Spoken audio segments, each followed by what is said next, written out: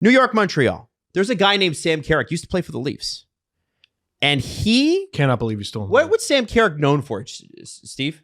Being a big old bowling ball. Yeah. So Sam Carrick absolutely laid out Lane Hudson. Oh my God. He went Arbor Jackeye? And then, here's the hit.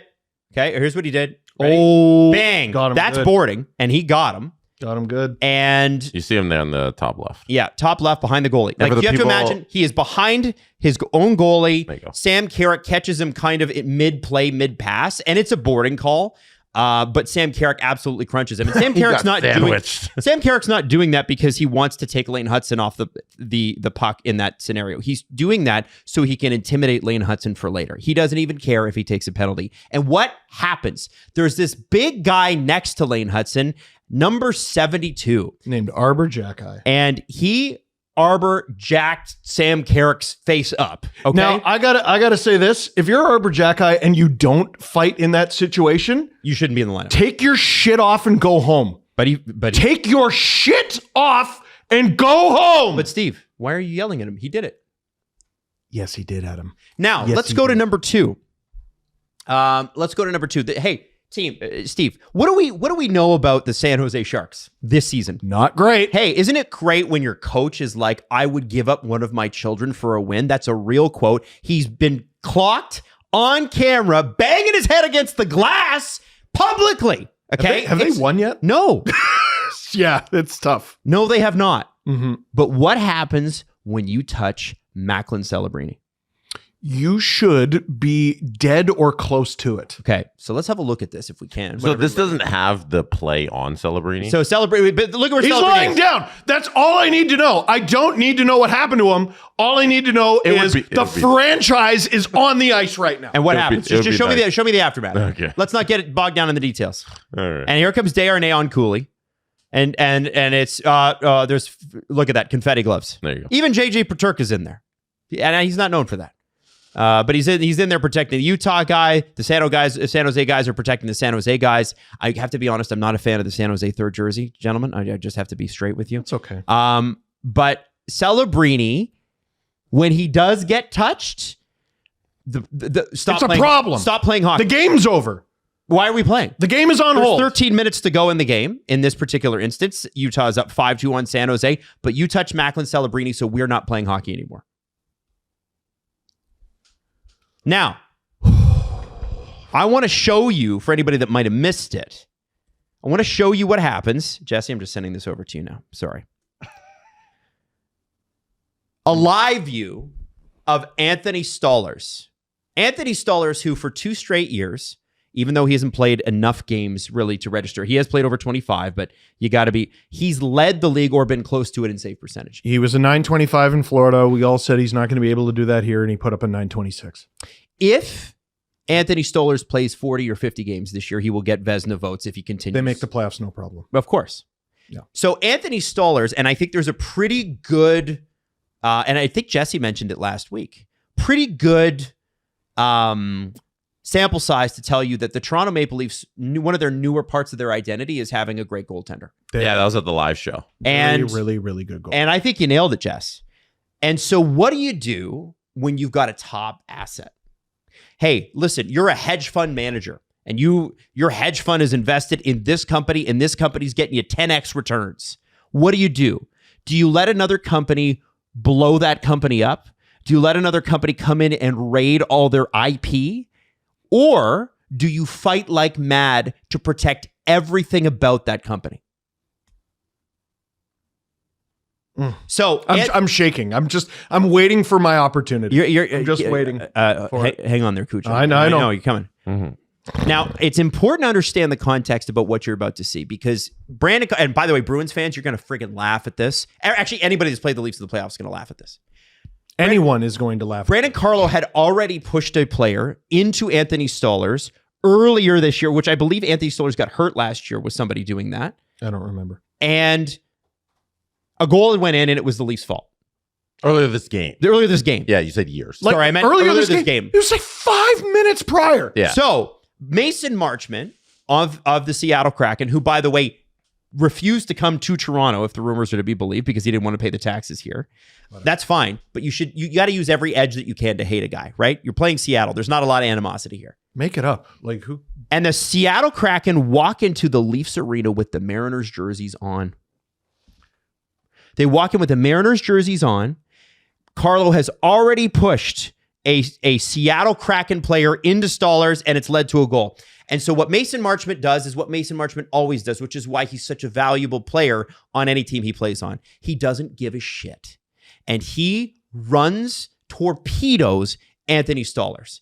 And I want you to watch the number 25 of Brandon Carlo. Look at Marchment. That is an elbow to the head. Yeah. And then he falls on Stolarz. Now, we already know they're not going to call a penalty on this. And by the way, this podcast is past that. We don't care. We know the refs are not going to do anything. They did call a penalty. Oh, okay. It was goalie interference. They called the penalty. Oh, well, that's great. Yeah. They went to the and power also play. like that's what Carlo said post-game too. Who gives a shit? Also, who gives a shit? So what is Carlo doing? Look at the straight knees of Brandon Carlo here. Marchment runs in. There's less than a minute to go. Straight knees. And that's the worst thing if you're a defenseman. Straight friggin' knees. They're both in the back of the net, and Carlo's just standing there. And so you're going to see Anthony Stolarz get up, infuriated.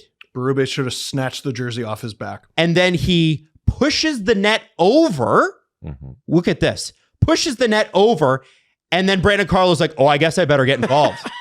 I'm going to get him. And Stolarz is fuming, and he skates away into the corner after that. And who cares what the penalties are? Every player should have left the bench. Carlo does. Well, what are they going to do? They're going to suspend all the 10 games? That's all Bullshit. I want to talk about. We'll get to his answer in a second. It's fucking awful. I need everybody to understand the concept. And by the way, the Jays and Mariners are playing in the playoffs. The Mariners at this point are up 3-2. Thank God the Jays came back and showed some pride last night. The Leafs watched them walk into the arena with Mariners jerseys on, and then watched them walk all over them. And after the game, I want you to, I'm going to give you the Anthony Stolarz post-game video here. It's okay. You don't need to send it. Can you pull it? Yeah. We're good. I want you to watch this. It's the most watched non-Blue Jays thing in the country. It's a new thing the Leafs are doing. They post their post-game pressers directly to Twitter. Great. It's a good idea. Now, so people don't just read the quotes. You can hear the guys say it. They do not post their starting goalie saying this shit last year. Let me say this. Oh, their starting goalie would have been in trouble for saying this last year. Yes. Let me tell you this. With each successive answer, Anthony Stolarz gets angrier. You're going to hear it in his answers. Every single time he has to answer a question here, he's talking about it. So, Jesse, go ahead and play the clip. It's 2 minutes and 30 seconds. Take from tonight's game.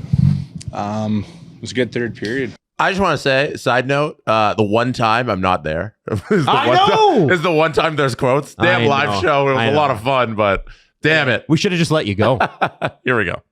But first two periods, we kind of let them walk all over us. And, we just didn't play our game. They outworked us in front of the net. They blocked shots. They beat us up and down the ice. And, the score was indicative of that. They just outworked us, plain and simple. Are you getting a little frustrated with guys taking runs at?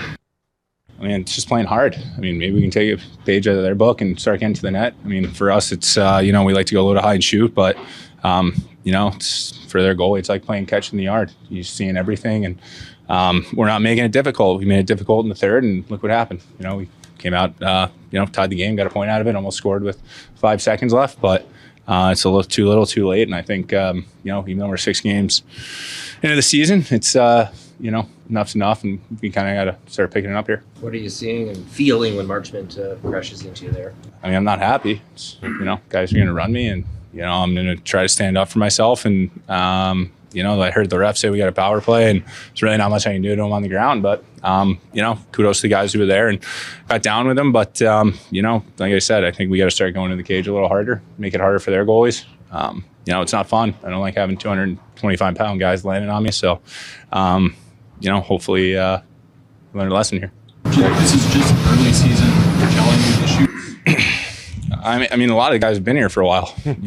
Overtime, you can't let someone beat you up the ice there. And that's the overtime he's talking about. Clear-cut breakaway. Minute left. You want to be on the ice in that situation. You got to work hard. Got to work back, and it cost us a point there. So, at the end of the day, it's like I said, it's early. We do have some time to gel, but at the end of the day too, it's more or less just about working hard and just when we work hard, the results come. You saw it in the third period, and you know, it's, you can't play for 20 minutes, 30 minutes. We got to do it for a complete 60. So was it overtime play that left you frustrated to smash your stick, or was it the? I mean, it's just overall. I mean, you know, how many points are we going to leave out there? You know, being here last year and you know, seeing the team we had and seeing how far we were able to go and the potential. Like the potential's there. Like we have the skill, we have the grit, we have the grind, and you know, it's just frustrating that you know, we just can't put it together right now. All right, now.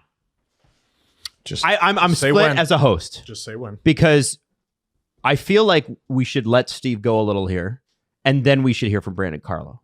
Sure. Or should we do Carlo first? No, I can let Steve talk. Give me Carlo. No, I want Carlo. You want Carlo? I want Carlo. Because I want Carlo. it's We're all here important- because of you, Brandon. It's all Let's important hear to it. get. Yeah. Let's hear it. What do you got to say there, Brandon? Now, What do you got to say? I want to tell you that Brandon Carlo cut his teeth with the Boston Bruins. Do you know anything about Boston Bruins hockey? Yeah, it's what you do when you want to beat up a I do too much to- weak-kneed, shitty team like the Leafs. He is. Can I ask you just to please stop rocking? Because Yeah, I can't. I can't. The tables or the chairs creaking. Yeah. I gotta We get some already recorded with WD-40 on Ken. that. I'm on my second cup of coffee. I'm trying. He is. Okay. By the way, Brandon Carlo is 6'5", 225 pounds. Bullshit. Jesse, go ahead. As I saw the referee call the penalty, you don't want to do too much to retaliate, but Incorrect. yeah, there's a certain extent once you see kind of Stoli get up and be angry too. You want to try and give him a shot, but overall, you want to go on the power play as well. So it's a weird area to be in, but overall, I think the power play is a useful thing in that situation. That's the worst thing you could have said. The worst answer. It was the worst thing. I'm so sorry, Brandon. He's such a nice guy. Yeah, no, but which is irrelevant. I don't fucking care. Which is irrelevant to this. Is my next words. Nice guy. He says the complete wrong thing. You should say there. Before Steve goes off, I want to say nobody's giving Bobby McMahon credit. Nobody's giving Bobby McMahon credit. Do you know what I'm saying? No, I have no idea what you're talking about. Bobby McMahon took a penalty and stood up for Nick Robertson when Nick Robertson got hit into the board. Why Tolvanen? Yeah. Nick Robertson got crushed. The play was still going on, and Bobby McMahon ran over and defended the player. Yep. Like why? Everybody's forgot that happened too. There's a guy on this team that stood up for a player on this team. It was great. Yeah, and Bobby, whose stock continually rises because we wanted him to evolve his game. And so far through 6 games, out of everyone who was here from last year, I think you can point at Bobby and say there's been an evolution to his game. He's mucking it up in front. He's winning board battles. He's elusive. He's not just speed and a shot. And he's sticking up for his teammates. He took a penalty. I wanted to say that it's because that's going to get lost in this whole thing because you're going to go off for 20 minutes. Just to get that out there before I forgot. I just wanted to credit Bobby McMahon for doing that because everybody lost that. Steve, go ahead. Ken brought up something, and you're going to hear it later in the show. And it was a phenomenon that used to, it was like during the Sundin era, I think is when this term was coined. It's called blue and white disease. And I never really believed it. Basically, Brendan Shanahan's job was to, and Lou Lamoriello's job was to eradicate blue and white disease. I'm starting to think there is, but blue and white disease was like an entitlement. I don't know if that exists here, but let me tell you the disease that is permeating the organization. When Mike Babcock was the head coach of this team, their payback, or our toughness is our power play. That was the word. Yeah. Our toughness is our power play. And that was from Shanny. Mm-hmm. Our toughness is our power play. And how did it work? It didn't in the They playoffs. showed up every April, got their little bottoms padded, and sent on their merry way. And they talked about the lessons they learned before going into their summer, going into the next season, going through the next season, showing up in April, getting their little bottoms padded, and going on their merry way. 2021 shows up. It's a different world. COVID happens. We all know about all that. Is Mike Babcock there anymore? No. It's not Mike Babcock anymore saying our toughness is our power play. It's Sheldon Keefe. It's a different head coach. And Ben Sherratt grabs Austin Matthews by the collar and he drags him around and nothing happens. Now, there are other things from that series.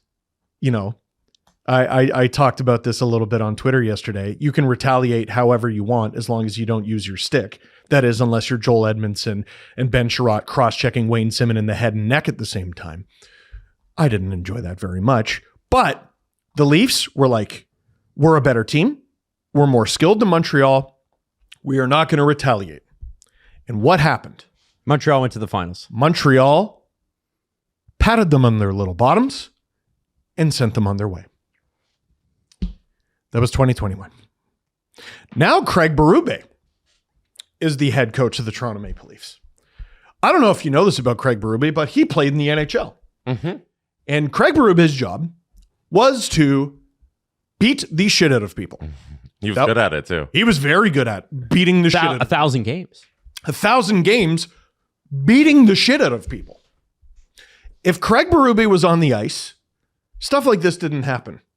And if it did happen, he was either the one doing it or he was beating the shit out of people. In 93-94, he had 305 penalty minutes for the Capitals. Jesse, go ahead and give me his career high in goals and points. Career high in goals is 8. Career high in points, 18. 18. Games played, please. 1,054. Points, please. 159. That's impressive considering. Penalty minutes, please. 3,149. The Toronto Maple Leafs head coach, his job was to beat the shit out of people. That's what he did. That's how he made a living. That's how he put food on the table for his family. That's why he's a head coach in the NHL right now, is because he spent 2 decades beating the shit out of people. 89 playoff games, too. It's not like they just scratched. How many penalty minutes in those playoff games? 211. Wow, that's a lot.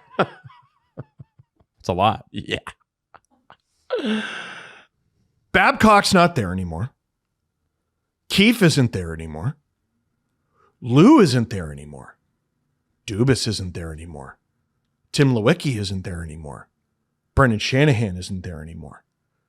It's a new coach. It's a new GM. It's a new roster. It's a new philosophy. And they are still getting the shit beat out of them.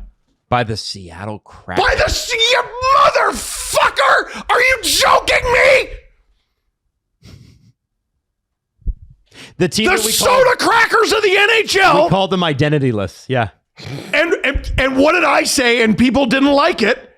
People didn't necessarily agree. And by people, I mean, I think Adam and Jesse. Probably. When the Kraken went out and got Mason Marchment, I'm like, oh, well, he might make their games a little interesting at least. And they're off to an amazing start. I don't even know how many points he has. I don't give a shit if he has any. He makes them relevant. What is on the inside, erroneously, of the collar of every Leafs jersey? Honor, pride, courage. Yeah, there you go. Fuck you.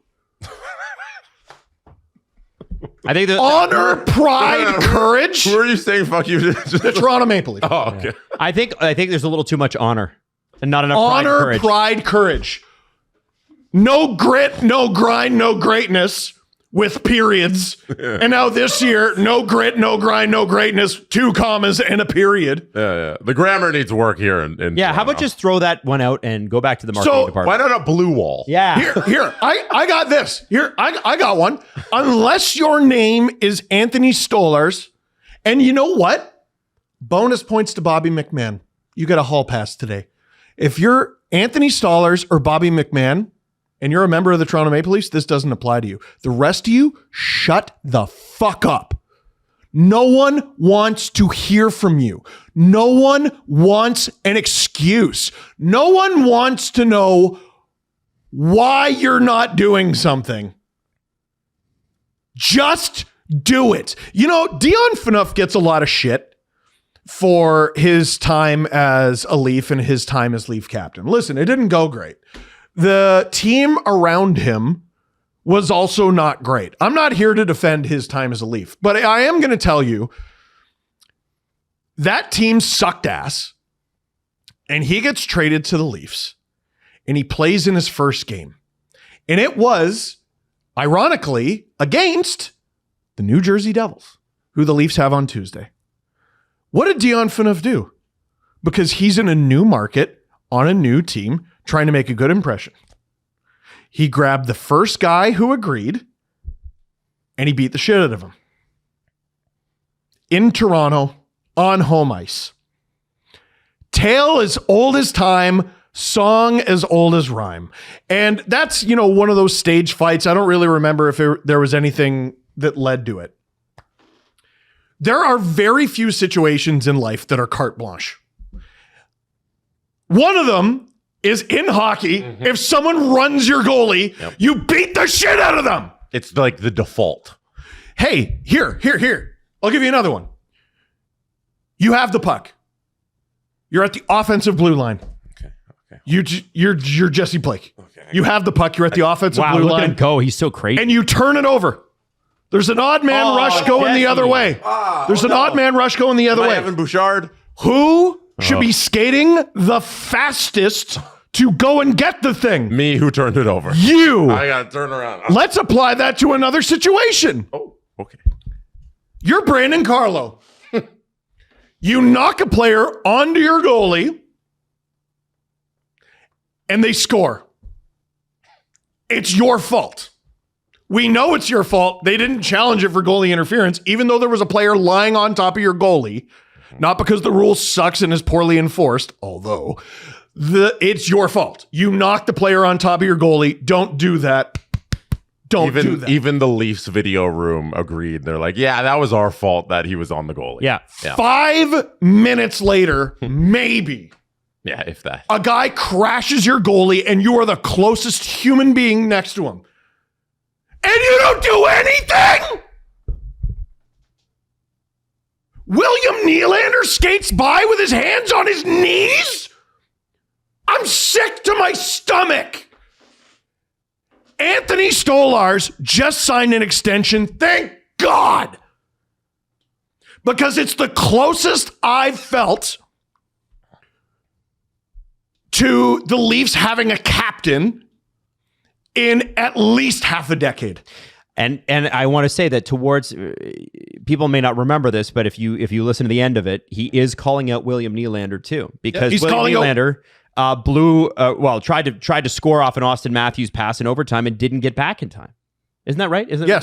Yes. And he got blown. He got back. It's just he got blown by on that play. He talked about getting outworked. Yeah. What's he talking about? Him? Mm-hmm. He's not referring to himself. He's calling out the damn team. Yeah. The team that didn't defend him when he got run over, concussed so bad he was throwing up on the ice and sent to the hospital.